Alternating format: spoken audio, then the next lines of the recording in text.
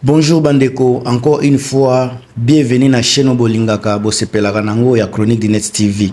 Plaisir eza yangai kozala liboso na bino komona bino bozako konini ko consommer ba vidéo bozako pesa nga ba point de vue na bino bozako partager vidéo bozako liker vidéo na ba commentaire na bino yango mutezako ressource nga mingi pona zongela lisuna na ya mbala na mbala ko pesa bino ba information on azana ngo sur la table.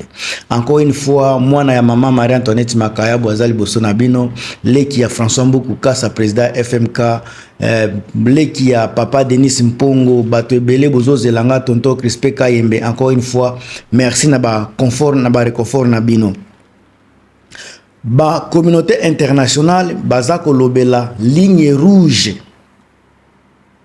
pona changement ya constitution baza kotia ligne rouge oyo régime ya Tshisekedi bakoki ko franchir ete makambo ebele bazako loba mais oyo bazako bomba yango nde nazopesela bino na kati ya émission bandeko na ngai bozala prêt encore une fois koyamba ba information nazopesa bino oyo nakobosana soit oyo boyebi oyo nakotia te boti yango na commentaire ko permettre ngai leki na bino ngamona na bino tango nakotanga ba commentaire et ressource ngai sous makasi memema bambote na vie na ngai ngongo Stéphane na niveau ya Canada papa nangai tonto mususu Stéphane nani Célestin lo mama na niveau ya Belgique bambo théâtre face à projet ya changement de constitution soit révision de constitution dans la République démocratique du Congo, les chancelleries occidentales, les États-Unis, l'Union européenne et les organisations internationales bâties ONU et l'Union africaine invite de s'ingérer directement dans ce qu'elle qualifie les débats souverains. Cependant, dans les coulisses de la diplomatie, à travers leurs déclarations officielles, partout, elles ont fixé la chancellerie, les organisations internationales, elles ont fixé des lignes rouges très claires à ne pas franchir. Balobi na Tshisekedi, nyoso boko sala eza débat souverain toko tate, mais na ba ligne rouge oyo boko ki ko franchir été pona ko bebisa makambu pona ko zongisa Congo lisusu sima. Quelles sont ba ligne rouge o batie? Ligne rouge nini o batie o ekezo bazako tia Tshisekedi a mise à garde na ba ligne rouge wana.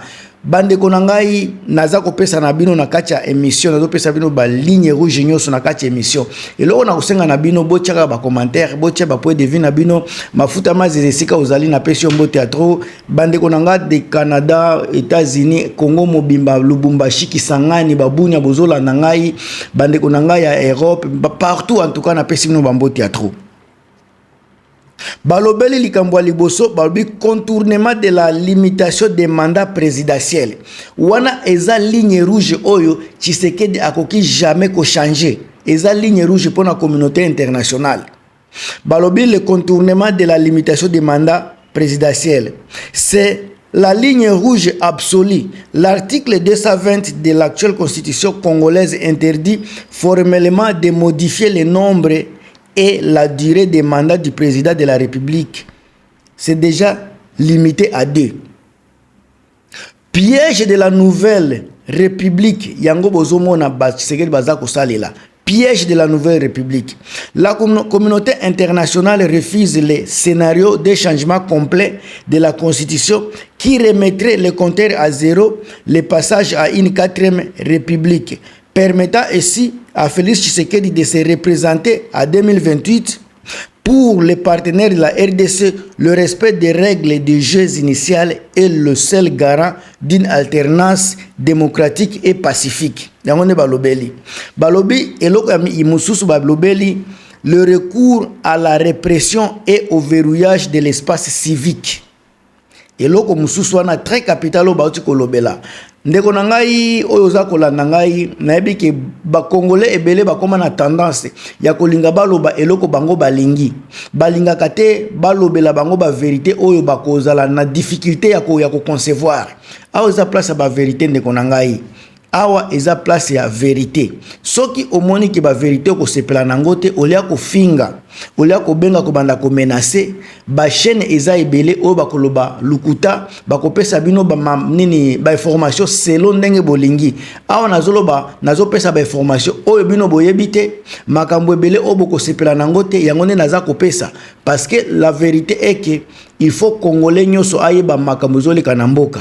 Olia ko kosa, je préfère que la vérité o kozala kilo ya ko concevoir ki ko pesa bin ko loba lukuta o boko sepela nango mais lobi boye ko mona makambo yo sali mandenge mususu. Le recours à la répression et au verrouillage de l'espace civique. Le débat constitutionnel ne doit pas servir de prétexte pour étouffer les voix dissidentes. Les partenaires internationaux surveillent de très près Balobi Boy les droits de manifester. Toute interdiction systématique ou répression violente des marches de l'opposition et de la société civile est une ligne rouge. Les arrestations politiques, les emprisonnements d'opposants, d'activistes comme le mouvement pro-démocratique de Lucha ou le Filimbi, ou des journalistes sous les motifs de remise à cause des institutions ou de trahison provoquaient une condamnation internationale immédiate.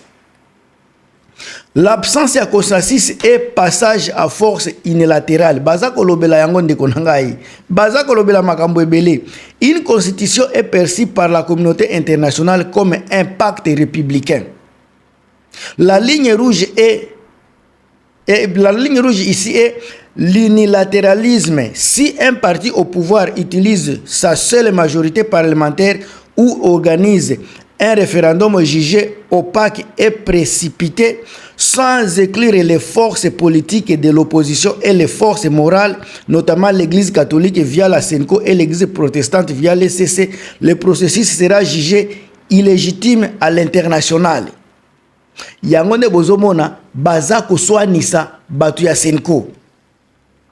Bazolo bela makamu mususu ya déstabilisation interne face à l'urgence sécuritaire à l'Est. La RDC traverse déjà une crise humanitaire et sécuritaire majeure dans sa partie orientale à raison des conflits armés. Pour la communauté internationale, ouvrir un front de contestation politique violent à Kinshasa et dans les grandes villes du pays est une ligne rouge géopolitique. Les diplomates estiment que le pays ne peut pas payer le luxe d'une crise de légitimité à l'Ouest alors qu'il doit maintenir l'unité nationale et concentrer ses efforts militaires et financiers pour restaurer sa souveraineté à l'Est. Et le Kwana est à 3 kilos. Alors, balobi, la balle est à Katia Maboko ya Tshisekedi. Bapesiye 4 lignes rouges oya kokiko katisate.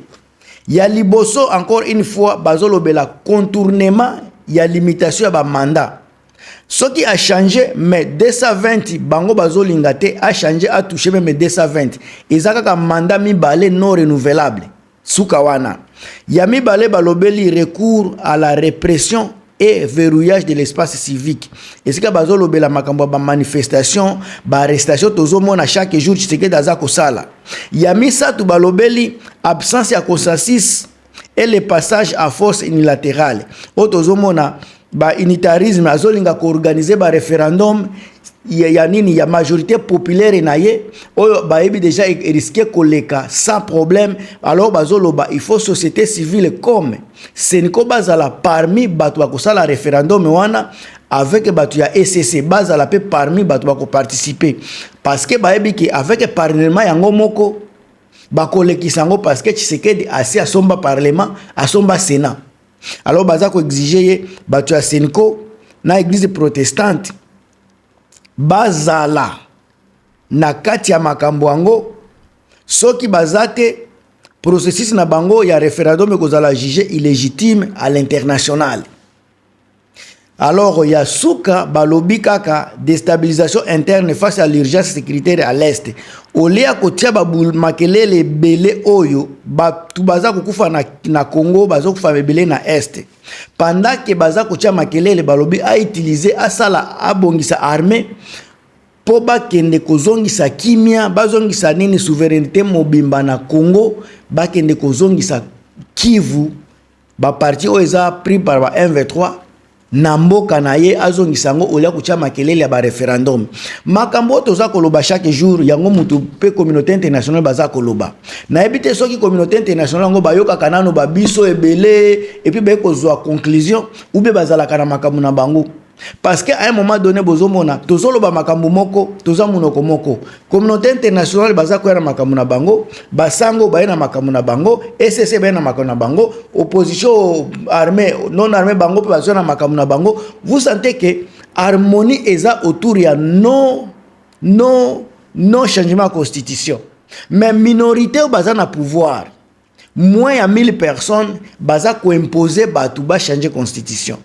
1000 personnes baza ko imposer na plus de 100 millions d'habitants ko changer constitution avec baza ko tia bato ebele na ba réseaux sociaux pona ko loba bilobela pona ko kosa kosaka opinion opinion nationale et internationale bazo bimaneti baza ebele mais soy botali bien c'est tout le monde qui est contre le changement de la constitution. Tout le monde est contre la révision. Tout le monde est contre le glissement à troisième mandat Tshisekedi. Tout le monde. Alors, je ne comprends pas comment moins de 1000 personnes baza koloba na ba réseaux sociaux baza ko matisa bazona ba député nyoso baza ko ya ko embrayer plus de 100 millions d'habitants. Ndeko nanga on doit être ferme. Soki communauté internationale baza ko tia ba ligne rouge na ba ligne rouge wana eza ba ligne au peuple congolais de chez basi ba mitielaki. Cela veut dire que c'est le peuple qui a le pouvoir, c'est le peuple qui a le monopole. Un monsieur qui a échoué, qu'on ramifie kaka pays il a échoué, qu'on neutralise ba rebelle il a échoué, a correlacer économie en mboka na biso ndenge nini, a échoué ko bouter ba ennemi na mboka na biso a kozongisa la biso kimia ndenge nini. Mboka eza a gestation akozongisa la biso stabilité ya mboka ndenge nini. Mais mutu wana nde azolinga tikala na pouvoir a changer mandat, a changer mandat à qualité de qui, parce qu'il a fait quoi na mboka na biso. Cher peuple congolais, si vous avez téléma, vous continuez à téléma. Disons tous ces non au changement de la constitution, tous à la mibali, tous à la capacité à kolobano, tous téléma. C'est 64 coalition, il y a article 64, bazawana déjà basi ba telemi, bozana basango bazaya ko telema, boke na banani ba Sauvo le Congo bazaya ko telema, boke pa groupe ya Frank Diongo bazaya ko telema, Moïse Katumbi avec nini changement bazaya pe ko telema. Groupe ya Lamuka batu tunde konangai à part ba groupe ya ba Tshisekedi ya ba frapper ya ba meyibi, aucune personne encore une fois aza ko soutenir Tshisekedi. Tout le monde aza contre makambo Tshisekedi aza ko sala. Na gouvernement ne mobimba. Na kati ya kana ye bakomi bato ba conflit entre bango. Baza ko se comprendre te. Eza na ba o baza pour changement, ba biso baza pe contre changement. Ndeko na ngai le peuple vaincra. To telema to zala toujours bomoko to continuer ko défendre mboka na biso. Tshisekedi doit partir. A ce qui a changé la constitution, et ça c'est l'oye, mais vous avez la constitution, c'est le peuple était.